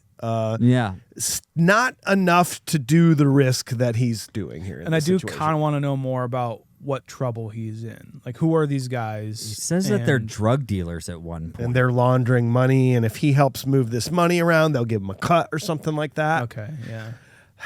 I guess that's enough. I just didn't even I didn't care. register any of that. It's again though, it's like the idea of like, what do these guys do? You know, they're walking in, he's got to pitch to these Japanese guys, he said, that are coming in, but then he says, so and so needs $900,000 in Albany by 10 a.m. And it's like, unfortunately, it's not 2025, 26. That's not even And how he can't wires just- work today. He just goes to a computer, just goes click 900,000. Their click. Venmo is All right. JapanesePeople.com. There it Yes, is. that's the memo. Okay, that's their Venmo, right? Okay, we'll get them. We'll get them. JapanesePeople.com. Should I Go to that it? website. I'll check it out real quick. And then he just says in the notes for his transfer, he just says "Domo arigato." No, he knows like the Japanese word for penis and butts, and he's like, that'll be a funny memo. He'll get it. JapanesePeople.com takes us to it's available for $180. We should probably buy it right now. Probably should. Mike, I don't like the idea or sense of you buying Japanese people. But Dot.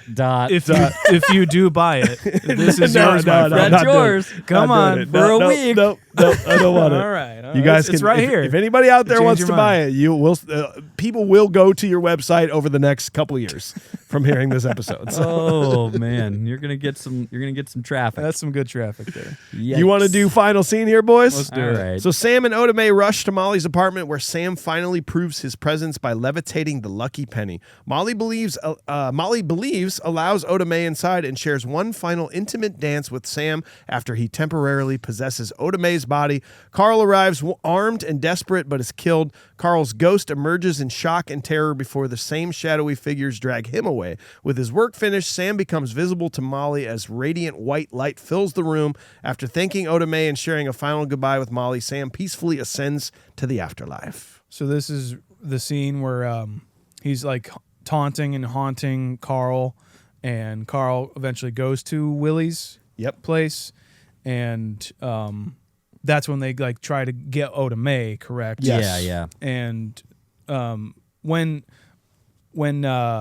Sam is like taunting Willie, like in the apartment, he's throwing shit around and everything, and then Willie eventually leaves, and like he does this, he goes down the stairs so smoothly. Dude. It's the smoothest falling down the stairs I've ever seen. And I think it's him too. I don't think it was a stuntman. It's the equivalent of sliding down a ladder. There was there was like 3 reasons I wanted to listen to the commentary. I wanted to find out how that was done, and like a bunch of other things too. Like, and they were like, yeah, that was just Willie. He just did that. He just sort of was like, this is what would happen if I was being chased by an invisible ghost.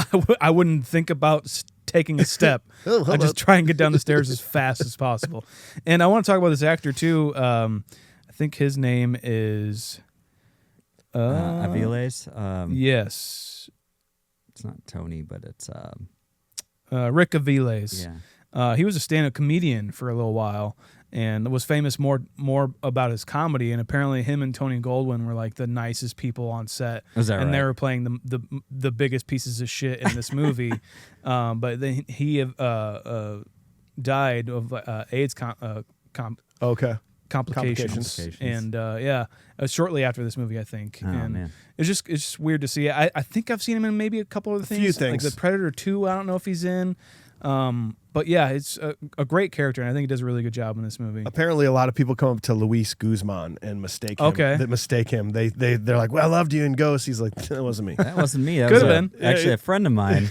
They were in a movie together or something like Carlito's Way. Yeah, there you go. Oh, okay. That's probably where I they see were him. in Carlito's Way together, so it's like I get where you're coming from, but it's not me. Right on.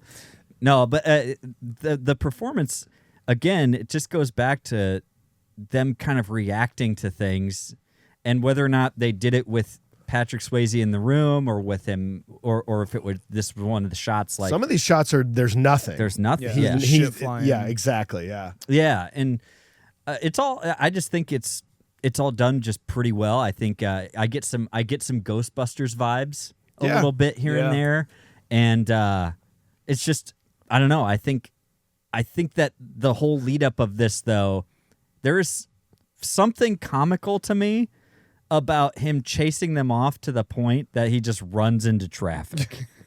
But maybe that's how scary it was. I mean, like if that started happening in here, I would run. I'd be like, hell yeah. It's just like finally. I don't know what I would do. You'd like to think you would. Yeah, exactly. That's the big thing. You always like to think you would. I mean, wouldn't it be cool if aliens landed right now? No. I don't think so. We can't. We are going through a lot. We can't handle that right We now. can't handle aliens, okay? Ghosts would be a big step. Even. And he chases him out into the street, and he does eventually get hit by like several cars, Yes. like a Meet Joe Black Smashed. kind of thing. And the same thing happens to him where he's outside of his body. And I love his reaction of just the look on his face. He's like, What the fuck? he's like, Willie, you're dead. He's like, what the fuck? That's you the whole time, you know? And what do we think about these demons? Because this is the reason I'm wearing a Pinhead shirt today, is because I think it'd be funny if like the Hellraiser beings came and took people. That would be funny. But this is almost scarier to me. The sounds these things are making are terrifying. I know what you're going to say. The effects don't hold up as well as they should, maybe. But I still think this is as scary as fuck and super effective. And I love the idea of it, especially that it's shadows coming to life. And then they take them away and then It's they not go a back. hole opening up or something. It's like, Yeah, no, they're pulling you it's a into really the darkness. cool idea. I love that. I had to look up. I was like, did somebody explain these things at any point? But nobody really does, and they do just kind of show up, and that kind of even adds to the creepiness levels. Yeah. Because, like you say, it's not like a hole from hell opens up and these demons fly out, and then it's like, no, they just come out of the shadows that are always there, meaning they're always around. Yeah. And then they take you away. They're part of this world. Yeah. Yeah. It was the most terrifying thing of this movie when I watched it as a kid. I always left the room at this point. It definitely was not as scary as it was as a kid, but it was still pretty. The fact that they have there's some freeze frames where the hands are touching them. Yeah. You're like, don't like that. Yeah. Don't like any of this. And the noises. It's so scary. Did you hear what that was? Wasn't it Apparently, kids? it was actually babies crying that they recorded, and then they slowed it down and reversed the audio. Don't like that. And you're just like, somehow that makes it way worse. Yep. And knowing that, actually, because The beginning of life is the sound of the end of life, the taking you like evil end of Yeah. life. Yeah. And so yeah, I think the best way to describe it is pretty much where you were saying, Sean. It like today, Yeah. I didn't find it necessarily as like I didn't find it very creepy or terrifying, but what you said is it's still effective. Yep. Yeah. And I think that that's important. I don't want that to happen to me. There's no Right. music as well. And Yes. I say that all the time on the show. I love how there's no music going on at this point. It's just the sound effects. It's just like, and they knew to trust these sound effects to be as effective as they are. And yeah, I agree with you that definitely the effects don't hold up. ILM didn't do these specific effects. It was Yes. some other company. Especially later on when Carl gets taken, when you can kind of see like faces. Yeah. I don't really like that. And I honestly kind of don't like the hands, even though it is really Yeah. creepy. I just wish it was just masses of shadows and taking them away. I'll tell you what I wish, Sean, is that when Demi Moore and Patrick Swayze finally get their last dance moment, it's so beautiful for them to just be doing this and finally embracing each other, but to stop and take yourself out of the moment and realize that Demi Moore and Whoopi Goldberg are actually the ones sensually embracing in this scene. I thought for 1 second we might get a shot of them, of showing that it was actually them, and they painstakingly made sure to not show that, because I think it would have ruined anybody's emotional connection they were having with this movie. Like, we're like, oh, it's them again.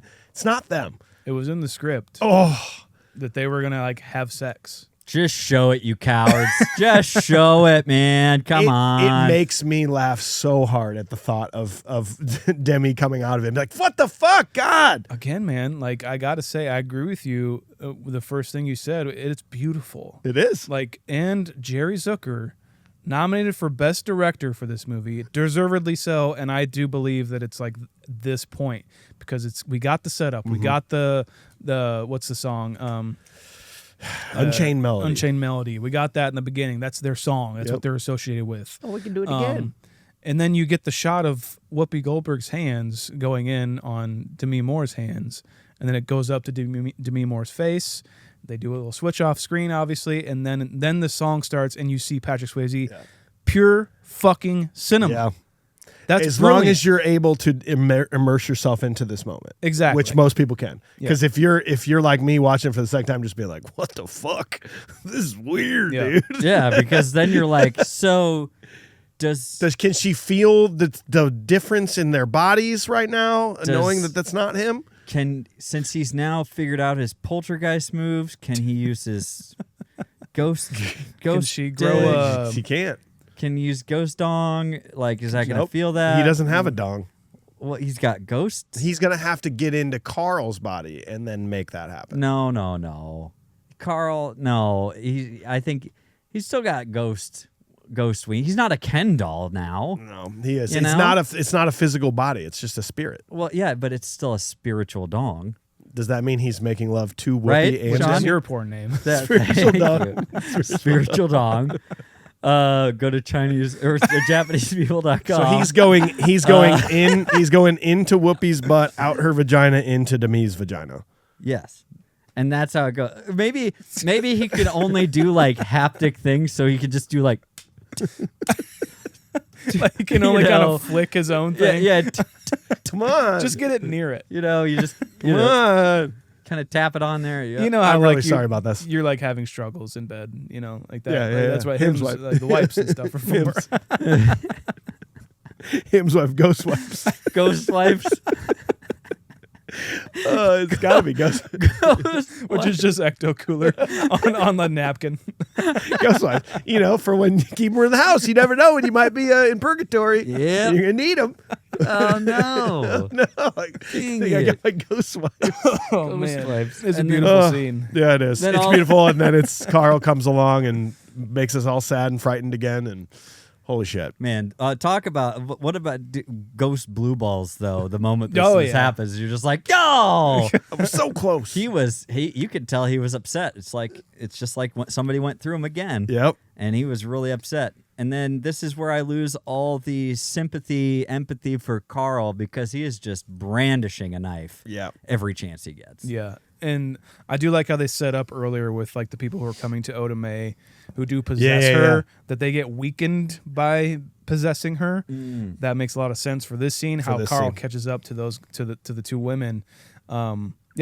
Just all around well done. This chase scene and well acted. Final death too. You like the glass falling on him and stuff. Fucking Pretty brutal. sick. Yeah. It's awesome. I didn't expect that at all for it to be like that Pretty brutal. of a kill. I figured there'd be something a little bit more like poetic about it, I suppose. Where like Sam gets to do it or something, but no. Or like a push or a gun goes off or something along those lines, but it really doesn't. This is just what happens when you're a perpetual third wheel. Yeah. Get out there on your own and find somebody. Yeah, you Yeah. got it. You're a good looking dude. About to have 80 grand in your pocket. Go get somebody. Yeah, man, you got You're in New York. you got great abs. All right, just use them. you're gonna Smoke be- if you got them. You're going to be in Okay. the Christmas Adventurers Club later on. Like we said, you're going to have a good You'll time. get all of it. I thought it was a great moment of like a mild foreshadowing, if you will. But when they are earlier on in the movie, they're watching TV and they see the plane crash, and he's like, I better cancel my trip to LA. He's like, these things always happen in threes, and it was him, Yep. Willie, and then Carl. Oh wow. Okay. Cool. I thought that was a really I put it together right there at the end. I was like, that's interesting. I wonder Yeah. if that was the thing. That I is don't know. cool. I didn't see that at all. So They were supposed to kill Oda Mae in the original script, like have her Oh. die off, and it's just a bad decision. Like Of course. Zucker again, another note from him was just like we should just not do that. How about we just don't? We get to learn and love all about Oda Mae, and she should survive because And now she hopefully has- they can be friends here. exactly. Too. She's been through a bunch of shit, Yeah. because of Sam. Well, she's going to go to jail here eventually. you're yeah, right. I guess if you're right, Because you're right. let me get this straight. This guy died, and this guy came in the spiritual world and helped you do all this. Your thing. Locked up. You can't explain your way out of that. hey, why is this guy? And Carl's dead. So yeah. By the way, we've got a body. It turns out we did sleuth our way. Stephen Root turns out he's an amazing detective. And he sleuths his way to connect Willie and Carl. Although they did do this thing. Maybe they did. But you know what? You also took $4 million and you killed this guy. Basically, we're pinning this on you because She's ghosts white. don't exist. yeah. She's Yes. white. She never does anything wrong. She never does anything And wrong. You have a record. I mean, just look at her hair. So it's you. It's you. You're on Sorry. security footage. We got you. Yep, we got you. The last thing I did want to mention is that if you do critically look at this a little bit more, I don't think they did a good job of making me believe how truly deeply in love Sam and Molly were. I mean, because they are just moving in together for the first time. They have not probably been dating very long. He hasn't even said "I love you" yet. That's a very, like, they're still at the fun, playful ditto time, but he has not actually told her "I love you." He says that she never wants to talk about marriage before. He's like, "You never wanted to talk about marriage before." So I do think it is interesting that they're not this like long-term love couple. That it sort of feels unfair that he's probably known Carl longer than he's known Molly. Right. Sure. Maybe their friendship is more believable than their love here, but it's kind of unfair that like why Sam and Oda Mae gets to use Oda Mae for this love when there are so many people that die every day and lose a loved one that have been together for 40 years that do they get to have this moment? No, just this young couple that has hot sex. They've been together 6 months. They deserve this moment. I mean, have you seen him? It's pretty hot. It's pretty hot. Did you see that thing they did with pottery? Pretty cool. It was pretty hot. I want to see that one more time. That's just me being a little overly critical, but if you want to dig into the story a little bit, you can find a little bit of some holes in there. Yeah. Nitpicking. I agree because I think anywhere there's a wet spot, there's a hole, Mike. I knew that. Damn. There you go. That's a great. We should probably take that out. It's a great. Okay, good. I don't care. He Yep. doesn't care. You heard it here first. Yep. Do you guys want to give final ratings? Is that it? I for want ya? to say I love the sentiment of the love you take it Yes. with you. That's pretty I cool. like that. In the commentary, the writer was like, him and Zucker were like having a meeting and they were like kind of not getting anywhere for this like last line. And then they were walking out of like a restaurant or something. And it came to both of them. They're like, "Oh, you can't take love with you." It's like, no, that should be it. You can. You can take love with you, and I think it's beautiful. Yep. I think it's really beautiful. The only problem is that that's not the last line. They both just say, See ya "See ya." later. See you guys. Hey yo, peace. It's like they just left the work like office building. Oh, see ya. They let me come back once a year. I'll see you. Okay. You won't see me. No. Later. No. Nope. That's the last line. And that's pretty upsetting. Well, we have dissected it with a modern eye. Time to give it a modern day rating. Sean, this was your choice. You got to go first. What do you think, man? I haven't seen this movie in a long time, and I was excited to revisit it. Like I remember, it's one of those movies in my childhood where I just remember it scaring me. I remember being really confused by it, as you heard, and I remember liking Patrick Swayze. I remember liking Whoopi Goldberg a lot, and it all still holds up. I truly, I mean, this is it winning best screenplay. I think is totally earned in 1990. It is just a genre mashup. Like I was watching a video and the guy compared it to like Back to the Future, where it's like Back to the Future is like a time travel, comedy, thriller, action, something else. And this is like a thriller, comedy, horror, supernatural, thriller, whatever. Just all those kind of genres. And they all, once they get presented, all work. The comedy really works, especially with Whoopi and him, Patrick Swayze and Whoopi going back and forth together. The heartstring moments with Demi Moore really, really work. I really do think this is like career best performances of like maybe all of the actors in this movie. And surprisingly, man, to see Jerry Zucker, I did the same thing when I looked up this movie. I'm like, that Jerry Zucker directs a fucking hell of a movie. It really, really works. Everything that happens, the tone is just, that's the hardest thing to get across as a director for a movie is the tone. And this switches tones so much. I just think it's kind of incredible, and it's everything about it really works for me. I'm going to give it an 8.1. Wow. 8.1 for Sean. AJ, what about you? It's interesting for like a first full watch of this movie. I enjoyed it. There were some points where kind of started to fall off a little bit for me, but I think it comes back around pretty well. I think that the things that shine, yes, I do think that the script is really good, but I think it's the way that it is performed the majority of the time that kind of helps the movie sing. And I mean, Jerry Zucker, I had to look it up. I was like, from Zucker Abrams, like Naked Gun, like basketball, like what, you know? So, like, yeah, I had to come to terms with that almost. But once you do, it comes across like most great movies of this time, I think. And I think that there are some like things that haven't aged great about it per se with some of the special effects. That being said, the majority of it still has its charm. And by the way, and then you have Patrick Swayze, Whoopi Goldberg, Demi Moore, and Tony Goldwyn just putting on, I think, kind of a clinic just overall. So that all being said, it's not necessarily like one that I need to return to a bunch.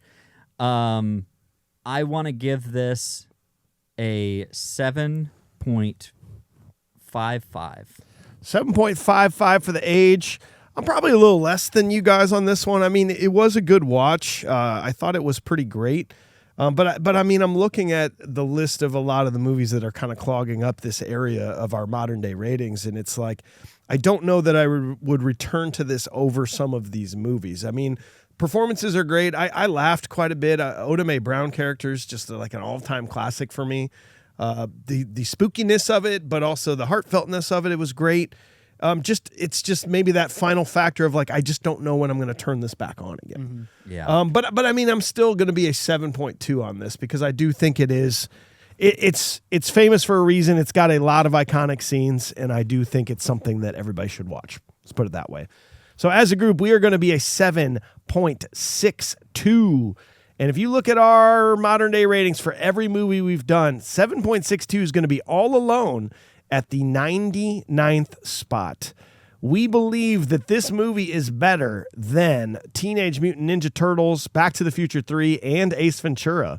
But we don't think it's as good as The Warriors, Monty Python and the Holy Grail, and Men in Black. Yeah, it checks out. You feel good about that? I think I do, yeah. Yeah, well, I mean, you have to feel good about it because that's where it's at. Well, that's what's happening. That's what's happening. So it's called reality. Deal with it. Yeah. We hope you enjoyed the episode. Thanks for being here. Please check us out on Patreon, patreon.com/confusedbreakfast. That is where you can get a lot more. If you want to interact about this movie a little bit more, that's where you can get direct access to us. We really can't own this space or rent this space or get to this space to record these episodes without the Patreons. It really, really is life-changing in a way you have no idea. So thank you guys who give and consider giving. Yeah, and tune in for another great episode next week. We are doing Grandma's Boy, followed by Desperado. And if you're new to this episode, or to the show, I should say, go back this time last year, Heat. We had a great time dissecting that masterpiece. That is a fun episode. Great way to start the year. Yeah. And thanks to Logan for being in the room the whole time on the controls. Learn more about his company, uploadmediagroup.com. Yeah, buddy. And check out our network, Cloud 10 at cloud10.fm. That's it for us. Ditto. For this. True. Hey, Mike. Hey, Mike, do you? Yes, I do. Hey, Mike, do you? Hey, Mike, do you?